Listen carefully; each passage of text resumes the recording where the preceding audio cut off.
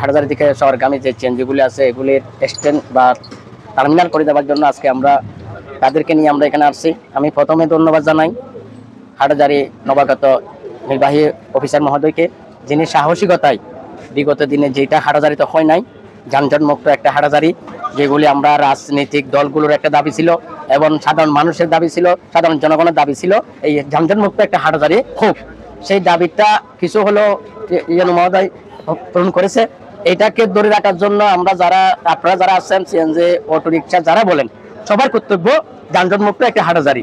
পাশাপাশি আপনারা যে দাবি নিয়ে আসছেন আমরা অনুরোধ করবো এই ইয়ানু মহোদয়ের প্রতিনিধি যারা আছে তাদের কাছে আমরা অনুরোধ করবো, এরা তো মানুষ, এরা যদি বিশৃঙ্খলা ভাবে যদি গাড়ি ঘোড়া চলাফেরা করে তাহলে যানজটটা আবার তৈরি হবে। প্রতিদিন তো প্রশাসন এখানে অভিযান চালাতে পারবে না। তাই তাদের একটা দাবি হলো আমাদেরকে একটা নির্দিষ্ট একটা জায়গায় যদি আমাদেরকে স্থান করে দেয় তাহলে আমরা যানজট যেন না হয়, সেই নির্দিষ্ট স্থান থেকে আমরা গাড়িগুলি শহরে যাব এবং রাঙ্গামাটি বা রাউজানে চলে যাব। এটা হলো মূল ওদের দাবি। ওদের আর কোনো দাবি নাই যে ওরা বলতেছে না যে আমরা রাস্তায় দাঁড়াবো। এদের কোনো আপনাদের কোনো দাবি আছে রাস্তায় যানজট মুক্ত হাটহাজারী রাখার জন্য প্রশাসন যে উদ্যোগ নিচ্ছে এটাকে আপনারা সহযোগিতা করতে পারবেন?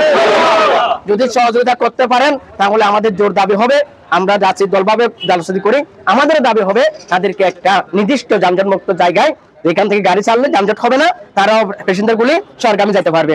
যেখানে দিচ্ছে এখন আধুনিক হাসপাতালে অপর পাশে দক্ষিণে এই যে একটা রোগী যদি আধুনিক হাসপাতাল থেকে কিন্তু ওই সিএনজিটা ভাড়া করে আর আধা ঘন্টা লাগবে তো ঘুরে আসতে, তাহলে ওদেরকে যদি পুলিশ বক্সের পাশে যদি একটা ভিতরের দিকে একটা যদি জায়গায় করে প্রশাসন যদি চায় ওইগুলি যারা বাস মালিক সময় দখল করে রাখছে, ওরাও তো মালিক বাস মালিক, এরা হলো সিএনজি, ওদের পাশাপাশি ওদেরকে যদি একটা জায়গা করে দেন আমার মনে হয় এই সমস্যাটা সমাধান হয়ে যাবে।